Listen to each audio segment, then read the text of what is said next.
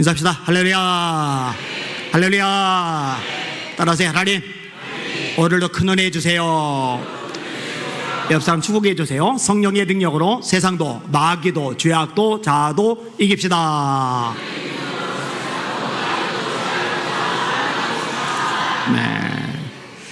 네. 수근거리는 것은 큰 죄이며 영적 손실을 가져온다.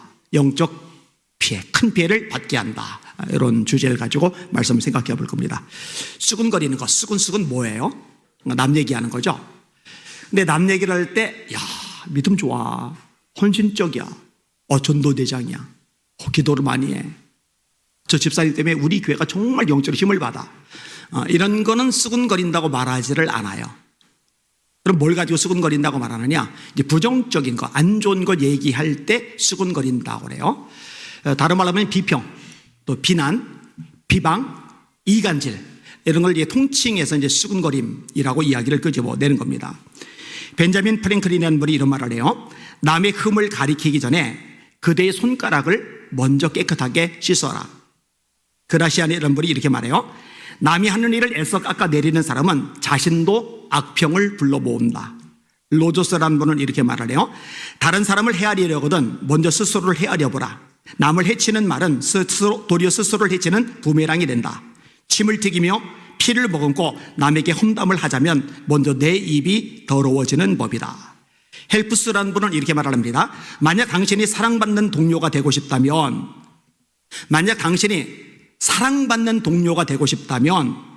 함께하는 사람들에 대한 비판을 삼가라. 너 정말 사랑받고 싶어? 그럼 비판을 하지 마.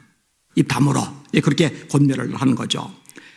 그것이 무엇인지 여러분이 찾아보세요. 첫째, 그것은 결코 치료하지 못한다. 그것은 항상 상처를 줄 뿐이다. 둘째, 그것은 결코 사람을 완전하게 하지 못한다. 그것은 오히려 관계를 파괴시킬 뿐이다. 셋째, 그것은 결코 결속시키지 못한다. 그것은 오직 분리시킬 뿐이다. 넷째, 그것은 결코 세우지 못한다. 그것은 오직 허물만 들추어낼 뿐이다. 다섯째, 그것은 결코 문제를 해결하지 못한다. 그것은 오직 문제를 더 복잡하게 할 뿐이다. 그것이 뭐죠? 비판이에요. 수근거림. 쿨하게 사과라라는 책에서 이런 대목이 나와요. 일 잘하는 사람들이 성공하지 못하는 습관은 과연 무엇일까? 일을 잘해요. 누가 봐도 능력이 있어요. 누가 봐도 역량이 대단해요. 그런데 성공을 못해요. 이런 사람들에게 특징이 있다는 거예요. 쓸데없는 비평, 파괴적인 말, 부정적 표현, 잘난 척하기, 격한 감정, 반대 의견, 정보 독점, 인색한 칭찬, 남의 공 가로채기. 다시 할게요. 쓸데없는 비평, 파괴적인 말, 부정적 표현, 잘난 척하기, 격한 감정, 반대 의견, 정보 독점, 인색한 칭찬, 남의 공 가로채기. 이런 특징들을 가지고 있다라는 거예요. 분명히 저 사람은 성공할 만큼 역량과 능력이 되는데 꼬여요, 계속. 근데 이게 여러 가지가 언급이 되는데 첫 번째 나오는, 그 다음에 두 번째 나오는, 세 번째 나오는 얘기가 전부 수근거림하고 관련이 돼요. 쓸데없는 비평, 파괴적인 말, 부정적인 표현. 그런데요, 지금 언급한 어떤 유명 인사들의 말보다 더 중요한 거는요, 하나님의 말씀. 성경이 대체 수근거림에 대해서, 비판에 대해서 뭐라고 말씀하시느냐, 이걸 아는 게 중요하죠. 자, 먼저 생각해 볼 게 있는데요. 따라합시다. 수근거리는 것은 인간의 본성이다. 한 번 더. 수근거리는 것은 사람의 본성이다. 잠언 18장 8절에 재미있는 말이 나와요. 남의 말하기를 좋아하는 자의 말은 별식 같아서 뱃속 깊은 데로 내려가느니라. 무슨 말이에요? 수근거리는 거는요, 맛있대요. 여러분, 맨날 아내가 해주는 밥만 먹다가, 엄마가 해주는 밥만 먹다가 고급 식당에 가서 뭐처럼 한우 갈비 구워 먹으면 맛있잖아요, 그죠? 별식이라고, 별식. 근데 남의 말하기를 좋아하는 사람의 말은 별식 같아서 뱃속 깊은 데로 내려가느니라. 이 사람들의 본성인 거죠. 재밌는 거예요. 남 칭찬하는 건 하기 싫어요. 꼴배요. 근데 남의 약점, 허물, 문제점은 들춰내는 게 재밌어요. 맛있어요. 이 인간의 모습인 거죠. 여러분, 얼마나 이게 보편적이냐면요, 점도 흠도 죄도 전혀 없으신 예수님에 대해서까지도 사람들이 수군거려요. 요한복음 6장 41절 42절. 자기가 하늘에서 내려온 떡이라 하심으로 유대인들이 예수께 대하여 수군거려 이르되 이는 요셉의 아들 예수가 아니냐, 그 부모를 우리가 아는데 자기가 지금 어찌하여 하늘에서 내려왔다 하느냐. 요한복음 6장 43절 예수님이 이렇게 말씀하세요. 따라합시다. 너희는 서로 수군거리지 말라. 너희는 서로 수군거리지 말라. 예수님이 이 말씀하셨어요. 예수님이 삭개오의 집에 들어가세요. 손가락질 당하는 인간이죠. 누가 봐도 문제가 많은 인생이죠. 사람 대접 못 받는 왕따죠. 예수님이 그렇게 형편없는 인간의 집에 들어가서 그 형편없는 인간하고 교제하는 모습 보니까 마음에 안 드는 거예요. 왜 저래? 자기 기준하고 어긋나는 거예요. 왜 저래?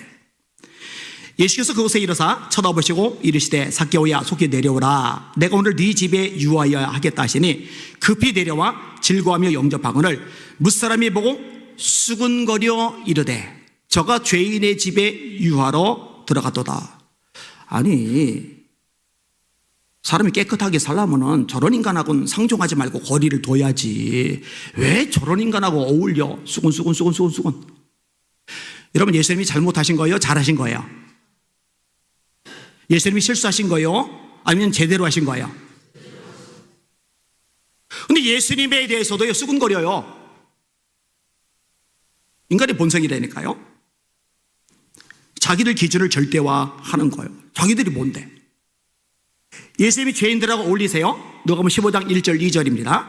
모든 세리와 죄인들이 말씀을 들으러 가까이에 나오니, 이런 죄인들이 말씀 들으러 오니, 욕먹는 세리들이 말씀 들으러 오니 감사하게 생각해야 되잖아요. 야, 저 죄인들도, 저 인간 말종들도 예수님 말씀 듣고 변화되려나 보다. 어우, 기쁘다. 너무너무 감사한 일이다. 이래야 되잖아요. 자기들 기준에 안 맞는 거예요. 자기들 생각하고 다른 거예요. 못마땅한 거예요. 바리새인과 서기관들이 수군거려 이르되 이 사람이 죄인을 영접하고 음식을 같이 먹는다 하더라. 얼마나 인간의 본성이냐. 예수님에게 대해서도 이렇게 수군거리는 일이 많았어요. 따라하세요. 수군거리는 것은 무서운 죄악이다. 그 사람들이 쉽게 생각하는데 사실은 굉장히 중요한 죄들이 있어요. 제가 아까 말하는데 그 중에 하나가 이제 거짓말이에요. 그 현대인들이 거짓말 쉽게 합니다. 근데 성경은 상당히 이 거짓말을 매섭게 다뤄요. 그래서 이 성경의 원리를 제가 잘 가르쳐 드렸어요. 그 다음에 또 하나가 이 수군거림입니다. 이게 성경에서 굉장히 강하게 굉장히 세게 다루고 있는데 이게 엄청난 죄로 취급이 되고 있는데 사람들이 굉장히 가볍게 생각을 해요. 그래서 보는 손해가 너무 많아요. 하나님이 심각하게 다루는데 가볍게 죄를 지으니까 여러분, 하나님과 우리 사이를 막아놓잖아요. 기도응답이 안 돼요. 하나님 축복을 못 받아요.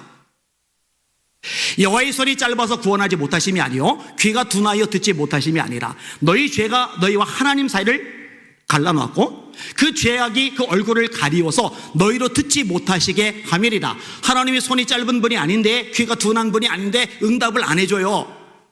그렇게 열심히 기도하는데 응답이 안 돼요. 왜 그러나 했더니 죄 때문에. 근데 수군거리는 게 큰 죄라면은 쉽게 저지르는 이 죄 때문에 기도 응답이 원천봉쇄가 되고 있는데 이거를 몰라요. 이걸 깨닫지를 못해요. 참 비극적이고 불쌍한 일이죠. 자, 오늘 본문 한번 읽어볼게요. 야고보서 4장 11절 12절 말씀입니다. 시작. 형제들아, 서로 비방하지 말라. 형제를 비방하는 자나 형제를 판단하는 자는 곧 율법을 비방하고 율법을 판단하는 것이라. 네가 만일 율법을 판단하면 율법의 준행자가 아니요 재판관이로다. 입법자와 재판관은 오직 한 분이시니 능히 구원하기도 하시며 멸하기도 하시느니라. 너는 누구에게 이웃을 판단하느냐. 아주 중요한 얘기를 하고 있죠. 하나님의 말씀이 우리에게 가르쳐주고 있죠. 뭐라고 그래요? 형제들아, 서로 비방하지 말라. 다른 편에 나오죠. 판단하지 말라. 비판하지 말라. 오늘 설교 제목으로 따지면 수군거리지 말라. 여러분, 하나님의 말씀에 순종하시길 바랍니다. 죄가 뭐예요? 하나님이 하지 말라는 걸 하는 게 죄잖아요. 하나님이 하라고 한 걸 안 하는 게 죄잖아요. 그러면 수근거리는 게 죄가 아니에요. 죄 맞아요. 여러분, 수근거리는 게요, 어떤 사람은 정말 좋은 마음으로 해요. 교회를 위해서. 교회를 위해서 나름대로 하는 거예요. 아이고, 우리 목사님이 어쩌고 저쩌고, 우리 장로님이 어쩌고 저쩌고, 우리 기관장이, 우리 셀리더가 어쩌고 저쩌고. 근데 여러분, 나는 좋은 의도예요. 나는 좋은 열심이에요. 그런데 좋은 의도인데 좋은 열심인데 말씀을 어기는 거예요. 그러면은 내 의도가 좋으니까 나 계속 할 거야, 이러면 돼요, 안 돼요? 안 되는 거죠. 여러분 지금 계속 암송하고 있는 구절, 유대인들의 심각한 문제, 열심은 있는데 지식을 따르는 게 아니다. 이 열심을 내요. 정말 최선 다해. 누가 봐도 뜨거워요. 대단해. 그런데 열심을 내면 낼수록 하나님을 대적해요. 이게 이제 심각한 거죠. 여러분, 예수님도 비판하지 말라고 말씀하시죠. 따라합시다. 비판을 받지 아니하려거든 비판하지 말라. 마태복음 7장 1절이죠. 비판을 받지 아니하려거든 비판하지 말라. 너희 비판하는 비판으로 너희가 비판을 받을 것이고 너희 헤아리는 그 헤아림으로 너희가 도로 헤아림을 받을 것임이리라. 그 다음 구절이 뭔지 아세요? 어찌하여 형제의 눈 속에는 티는 보고 네 눈 속에는 들보는 깨닫지 못하느냐. 보라, 네 눈 속에 들보가 있는데 어찌하여 형제에게 말하기를 나로 네 눈 속에는 티를 빼게 하라 하겠느냐. 예수님이 대놓고 말씀하세요. 외식하는 자야. 너는 외식하는 인간이야. 누구 보고 하는 말이에요? 비판하는 사람, 수군거리는 사람에게 넌 외식하는 자야. 야, 너 허물 없어? 너 약점 없어? 너 문제 없어? 너는 100% 완전해? 점도움도 없어?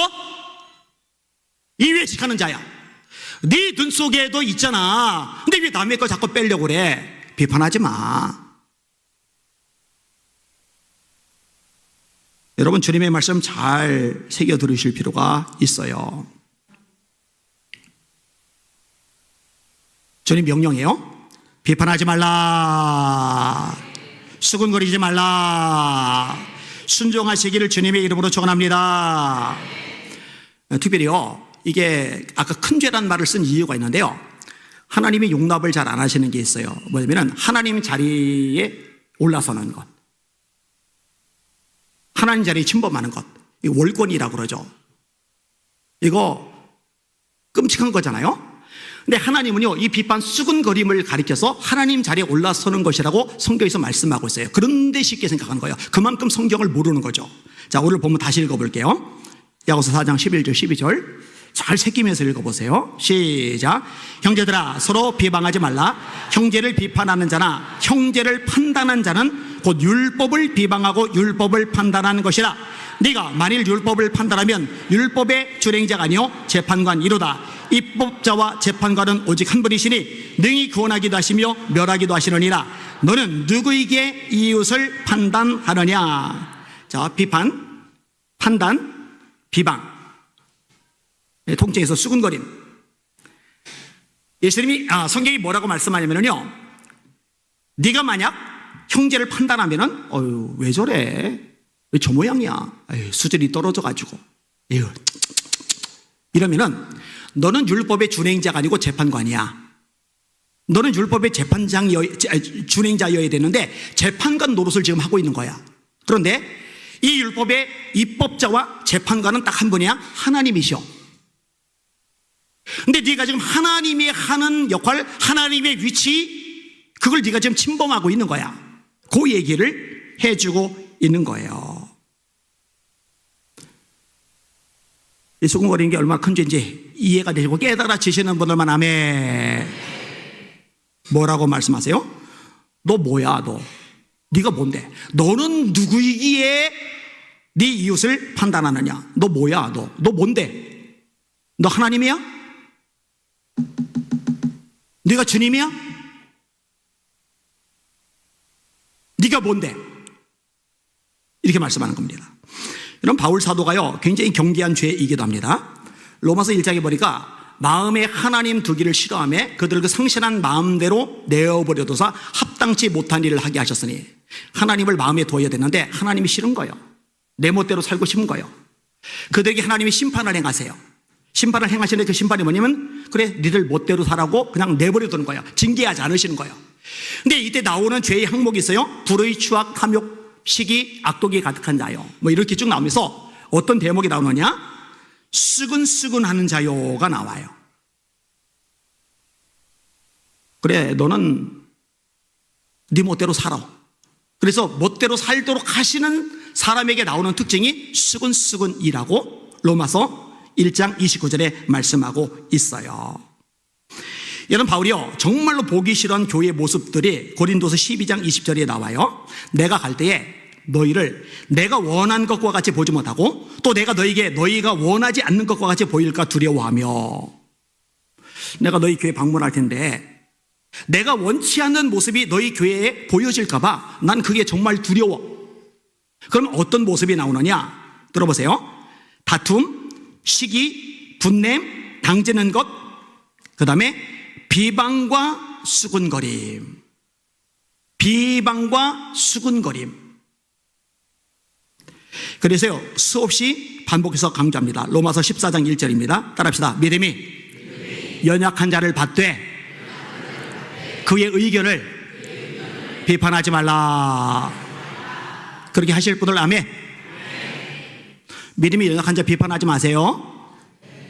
말씀으로 책망하는 것, 꾸짖는 건 제가 할게요. 제가. 여러분들은 입 다무세요. 괜히 충고질, 지적질 하지 마세요. 비판하지 마세요. 진짜 그렇게 하실 분들만 아멘. 로마서 14장 3절 4절입니다. 먹는 자는 먹지 않는 자를 없인 여기지 말고 먹지 않는 자는 먹는 자를 비판하지 말라. 이는 하나님이 그를 받으셨습니다. 남의 하인을 비판하는 너는 누구냐? 너 뭐야? 네가 뭔데? 여러분, 나도 하나님의 하인, 다른 성도들도 하나님의 하인. 그러면 이 하나님의 종, 이 하나님의 종들을 판단하실 분은 하나님뿐. 그런데 나도 하인인 주제에 마치 주인이라도 된 것처럼 왜 저래? 남의 하인을 비판하는 너는 누구냐? 그가 서 있는 것이나 넘어지는 것이, 그가 서 있든 넘어지든 잘하든 못하든 완벽하든 실수하든 네가 뭔데? 그 얘기하는 거죠. 그가 서 있는 것이나 넘어지는 것이 자기 주인에게 있음에 그가 세움을 받으리니 이는 그를 세우시는 권능이 주께 있습니다. 로마서 14장 10절, 네가 어찌하여 네 형제를 비판하느냐? 어찌하여 네 형제를 업신여기느냐? 따라합시다. 우리가 다 하나님의 심판대 앞에 서리라.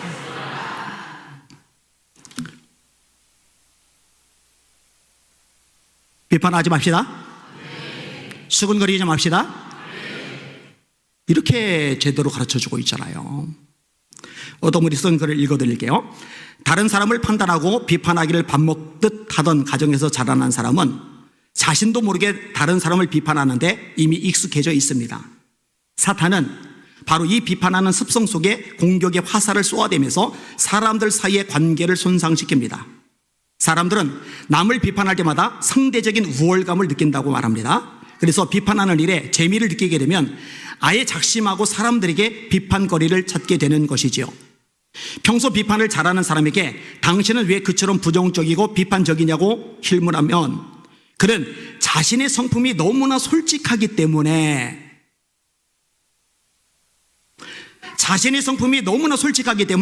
그저 솔직한 의견을 말했을 뿐이라고 변명합니다. 그렇지만 그는 결과적으로 다른 사람을 칭찬하거나 도와주는 삶에는 무관한 채 사람들과의 소외감 속에서 고통스러운 삶을 살게 되겠지요.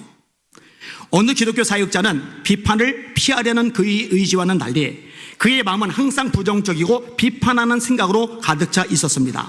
그러던 어느 날 말씀을 읽던 중에 로마서 14장 10절의 말씀 앞에서 그의 심장이 멎었다고 고백했습니다. 네가 어찌하여 네 형제를 판단하느냐? 우리가 다 하나님의 심판대 앞에 서리라. 그 후로부터 그는 비판적인 생각이 바로 사단의 공격임을 깨닫고 사단의 공격임을 깨닫고 대적하는 삶을 살면서 그 굳어진 습성으로부터 벗어날 수 있었다고 했습니다. 아멘. 여러분 부교육자 생활을 저도 했잖아요. 여러분 부교육자들이 제일 많이 비판하는 사람, 비판적인 사고를 가지게 되는 대상이 누굴 것 같아요? 네, 담임 목사님입니다. 그죠, 이 목사님?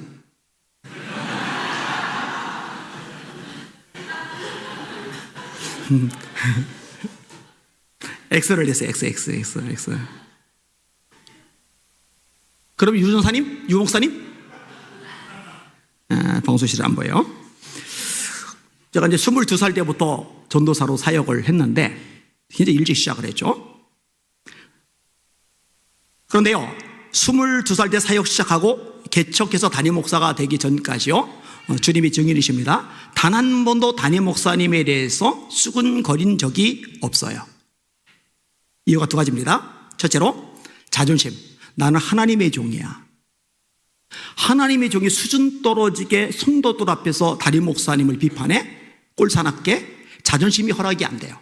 그 다음에 또 하나는 하나님에 대한 두려움입니다. 성경 보니까 하나님이 정말로 싫어하셔요. 신석교회를 가끔 하는데 사람이 60만 원 줘요. 뭐 파트타임이었으니까 이해를 해요. 근데 목사님이 매일 출근하래요. 그럼 풀타임이 되는 거죠. 매일 출근하니까 풀타임 사례비를 줄 줄 알았더니 사람이 60만 원에서 연말에 5만 원 깎아서 55만 원을 줘요. 매일 출근하는데. 세 식구가 살 길이 없어요. 여러분, 주님이 증인이라니까요. 단 한 번도 장로님들, 권사님들, 성도님들 붙잡고 목사님이 이러면 안 되는 거 아니에요? 한 번도 해본 적이 없어요.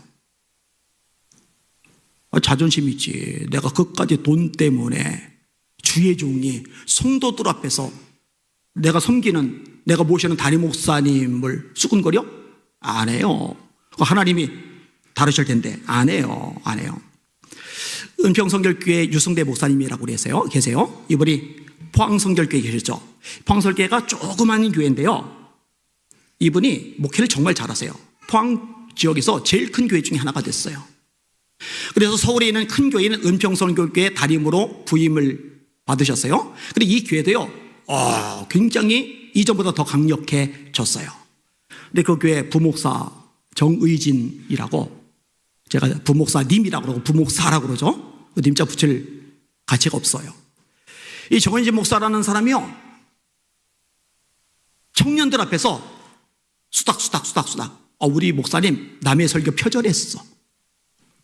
심지어 장로님들 앞에서 수닥 우리 목사님 남의 설교 표절했어요. 그런데요, 제가 진짜 충격받은 거는요, 부목사가 그런 것도 충격받았지만 여기에 홀딱 넘어간 장로 두 사람.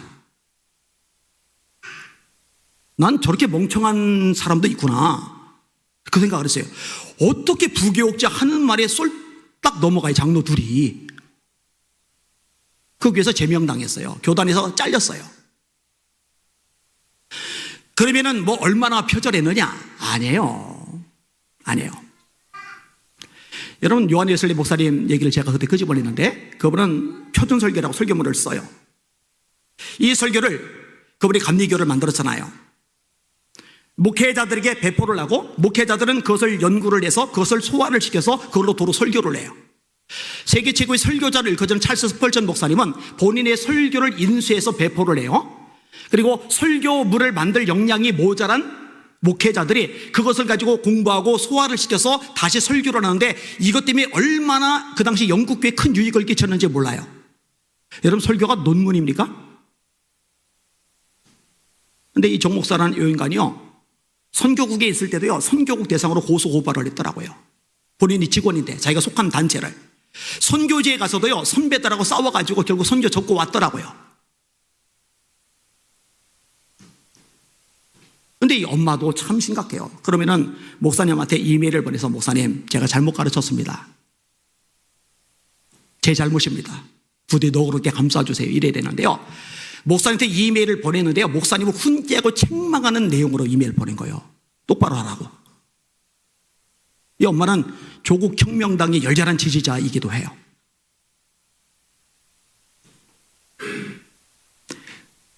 제가 최근에 오카는 목사님의 설교를 읽는데, 요것과 관련해서 재미있는 내용을 하나 읽었어요. 들어보세요.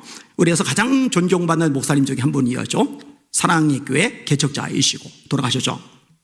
옥 목사님 설교물입니다. 며칠 전에 소포 하나를 받았습니다. 지방에 있는 꽤 큰 교회에 어느 성도가 보낸 소포였습니다. 꽤 두툼했습니다. 뜯어왔더니 편지가 한 장이고 테이프가 여러 개 있었습니다. 또 하나 재미있는 것은 제가 쓴 책 요한복음 강의 설교집 한 부분이 같이 들어있었습니다. 그래서 참 이상한 것이 왔구나 하고는 편지를 읽어보았습니다. 그 편지 서두에 이런 말이 있어요. 목사님, 우리 교회의 부끄러운 현실을 알려드립니다.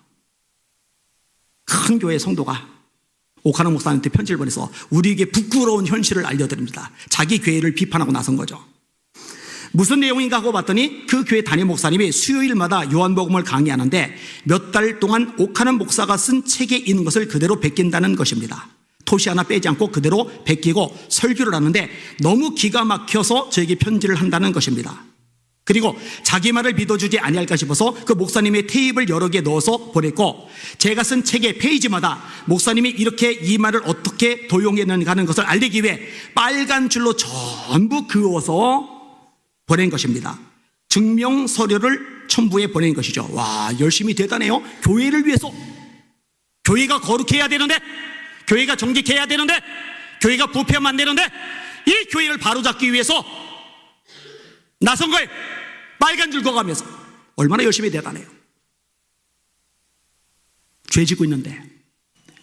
그리는 편지 말미에 이런 말을 했습니다.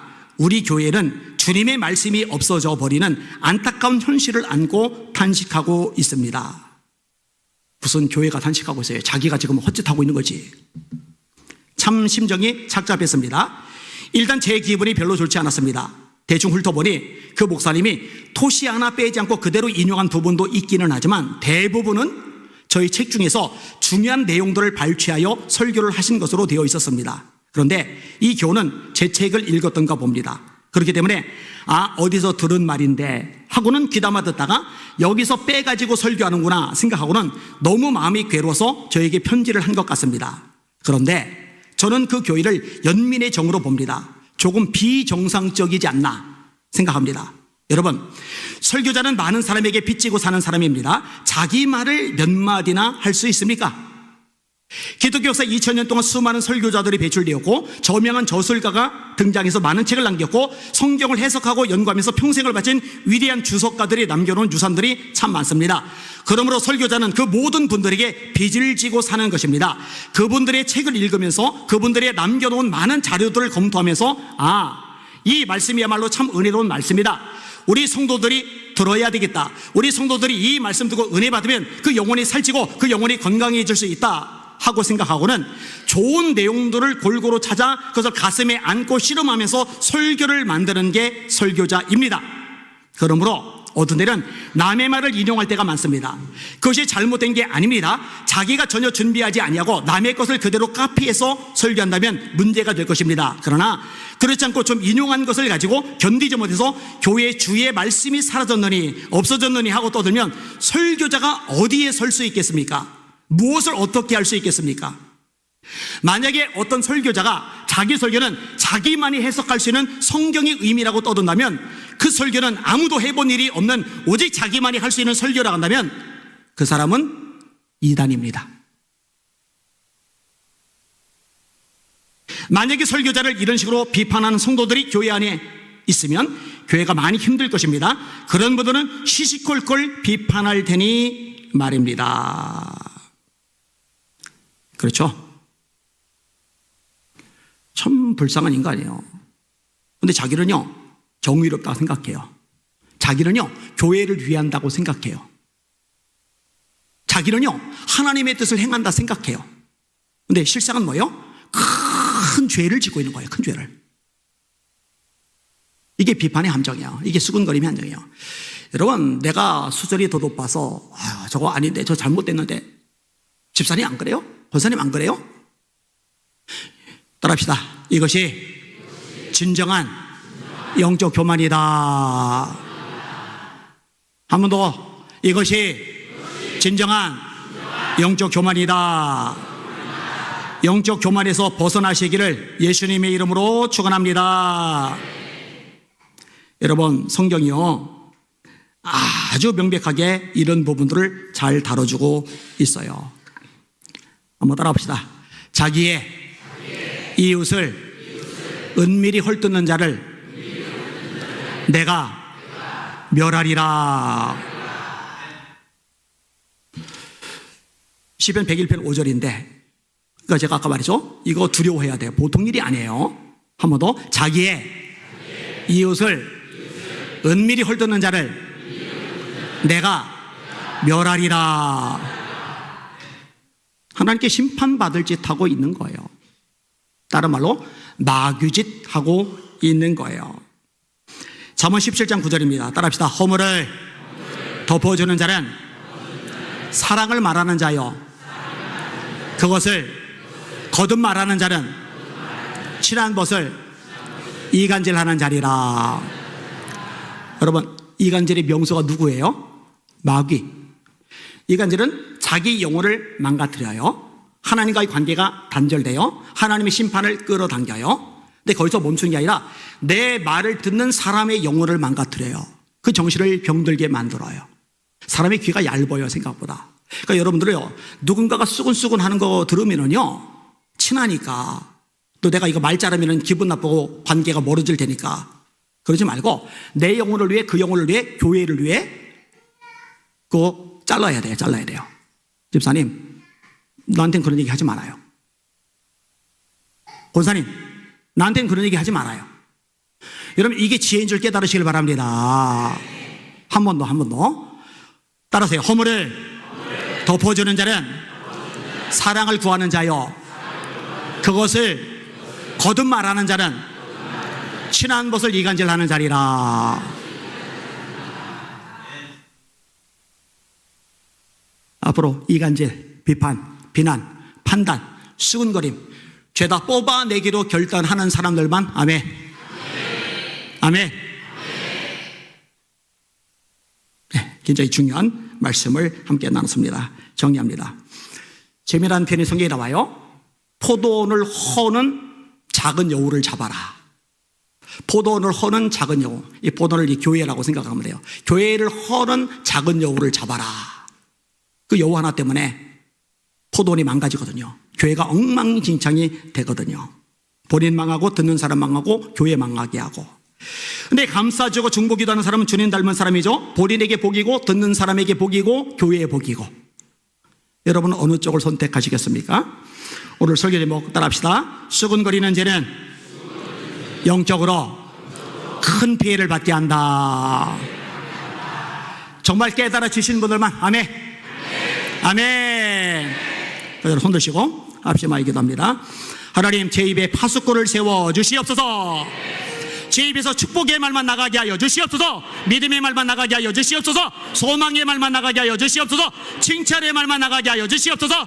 우리 주여 한번 합심하여 기도합시다. 기도합니다. 주여, 하나님 감사합니다. 찬양과 존귀와 영광과 경배 받으시길 원하나이다. 하나님 아버지, 너무나 중요한 말씀을 다뤘습니다. 하나님, 쉽게 아주 가볍게 우습게 생각하지만 엄청난 영적 피해를 가져다주는 수건거림에 대해서 나눴습니다. 하나님 아버지, 내가 드리는 기도가 차단된다는 거, 하나님께 상달되지 못하게 된다는 거, 하나님 심판을 끌어당긴다는 거, 교회 공동체를 망가뜨린다는 거, 듣는 영혼들을 무너뜨린다는 거, 내 영혼에 커다란 해가 된다는 거, 오늘 말씀 중에 배웠사오니 이제는 마음에 새기게 하여 주시옵소서. 순종하게 하여 주시옵소서. 하나님의 또 다른 머무는 우리 성도들 되게 하여 주시옵소서. 아버지, 지혜로운 성도들 되기를 원하나이다. 복 있는 성도들 되기를 원하나이다. 하나님의 역사, 하나님의 다스림, 하나님의 축복, 하나님의 기적을 받아 누릴 수 있는 그릇이 예비된 우리 성도들 되게 하여 주시옵소서.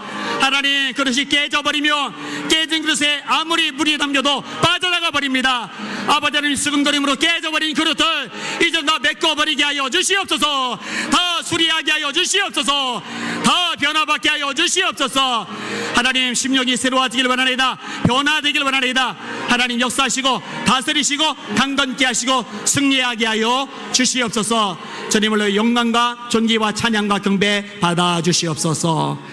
예수 이름으로 간절히 기도합나이다. 아멘.